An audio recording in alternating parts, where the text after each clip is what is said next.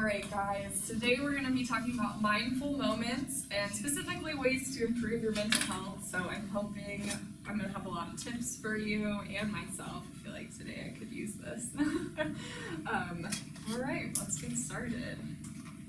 So this PowerPoint is based off of the Cleveland Clinic study that was done on Americans' mental health. So it was just where they went out and had Americans complete a survey. So a lot of this information is going to be based off of that. I think it's very helpful. So first, why is mental health important? So from their survey, more than 1/3 of all Americans rate that their mental health is just average or low, and they state that they struggle often with anxiety, depression, or anger. So a lot of these people also admitted that their mental health state, and they rarely engage in activities to improve their mental health state. So they know that they have anxiety, depression, and anger, and they rarely ever do anything about it to help it. And the biggest reason was that they were too busy, which I would say that's a lot of people's biggest reason why we prioritize ourselves last, usually. And we have so many other things going on that it keeps us from working on ourselves. So some people don't even realize that they have mental health issues. So a lot of us, especially Americans, we grow up in a society where it's like go, go, go, and in order to get to the top, you have to work nonstop. I mean, that's just kind of how we're raised. And so a lot of us don't even realize that having stress and anxiety is not normal, especially to have it all the time. So acute stress is going to happen every now and then, that's just how we are as humans.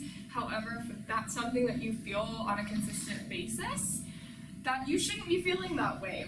So I'm going to try and help you, hopefully give you some tips to reduce that stress. And you may feel chronic pain, headaches, have trouble fighting off colds. That's a small list of what stress, anxiety, and depression can do to you physically. I mean, the list is extremely extensive, those side effects.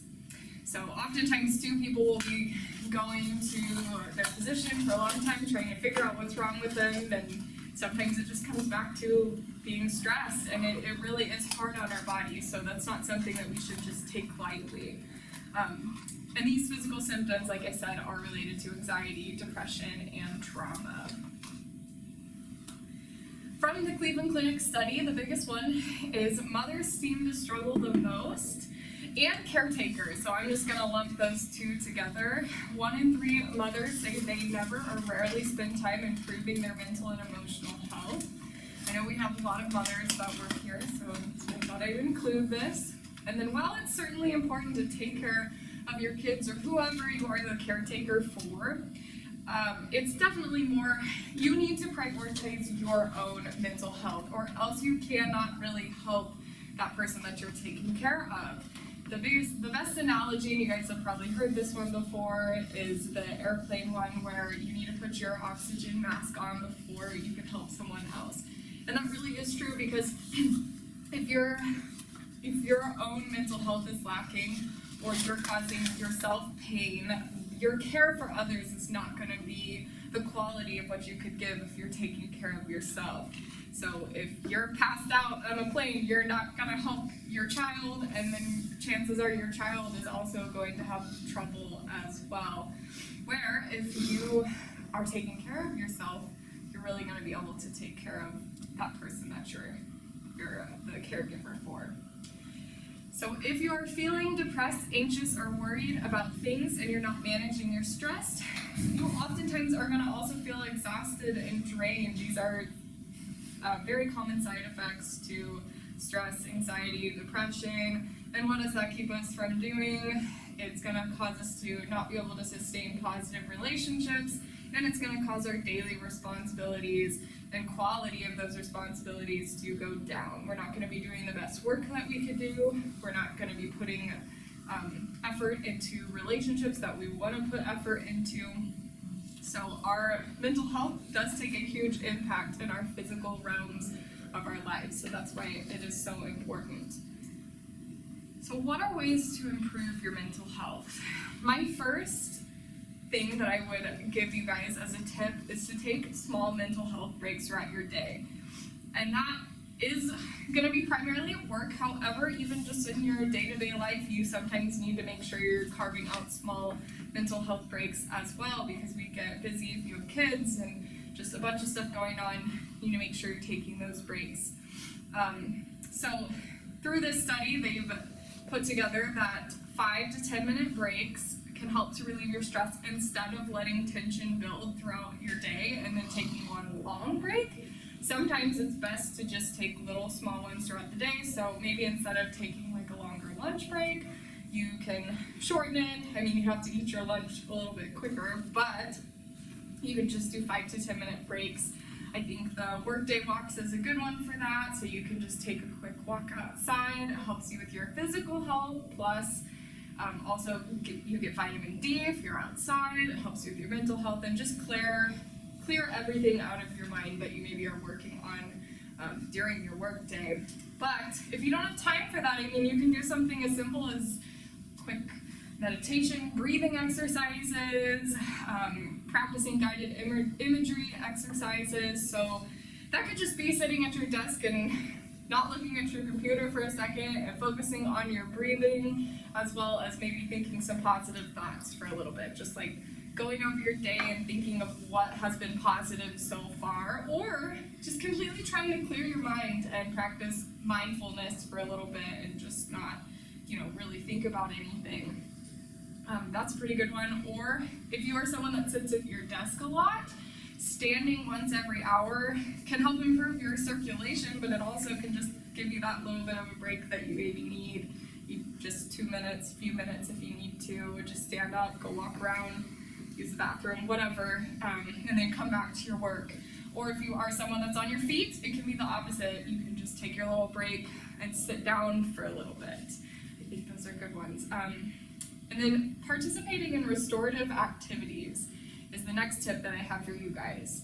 That can be breathing exercises, stretching, yoga, listening to quiet music when you're driving to, from work, or during work. I mean, you can turn on some light, quiet music in your office, going for walks, sleeping in, making sure you're getting plenty of adequate sleep so that way you're not tired and it's not also affecting the fatigue that you're feeling from stress. Taking baths. I mean, self-care in these sort of activities can look like anything for anyone, really. It's just whatever you can do that relaxes you. So whatever that may be, it doesn't have to be anything big. It can just be something little that you incorporate throughout your day that can kind of help ground you. Okay, so self-care, this kind of goes with the restorative activities. However, generally, self-care is going to be purposeful, productive, and planned out. So that can be whatever you want it to be. It can be a spa day, lunch with friends, a quiet night with the kids, or it can be something as simple as taking care of your body, which is just eating healthy and making sure you're putting enough time in for exercise during your day.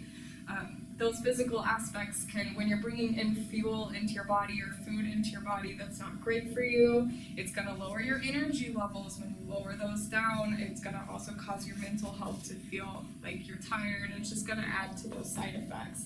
Same with exercising. If you're not exercising enough, you're just going to feel tired. You're not going to have those endorphins that get released into your body when you're exercising, which will also help with your mental health.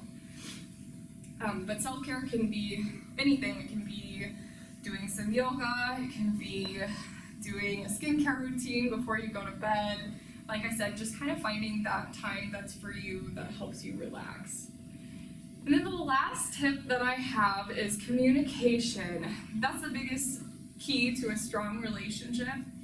But that's also true when it comes to the relationship with yourself. You need to be communicating with yourself when you are feeling stressed out, you're having anxiety, depression, whatever you're struggling with.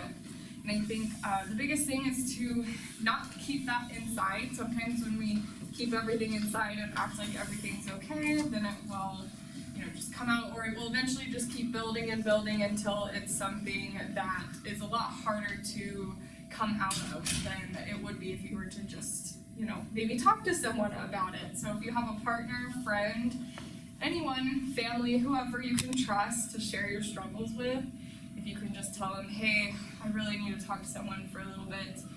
Can I just, vent to you for a little bit? And I think that that's great.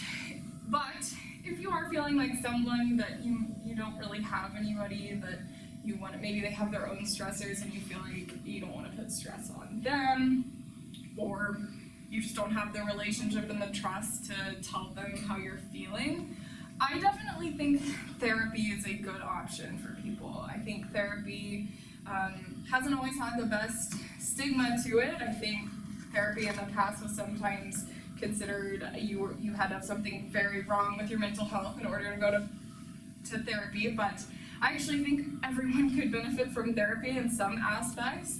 So there are professionals, and you can pretty much just tell them whatever you want and get everything out there, and they might be able to help you with whatever you're struggling with, especially if you feel like what you're struggling with is a little bit deeper than what you can just tell your family or friends. Then I think therapy would be a great option for you. So that's all I have. Any questions?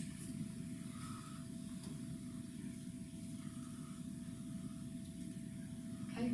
I think sometimes it's good to just, be told. You probably already know some of these things, but just a reminder to also focus on your mental health as well as your physical.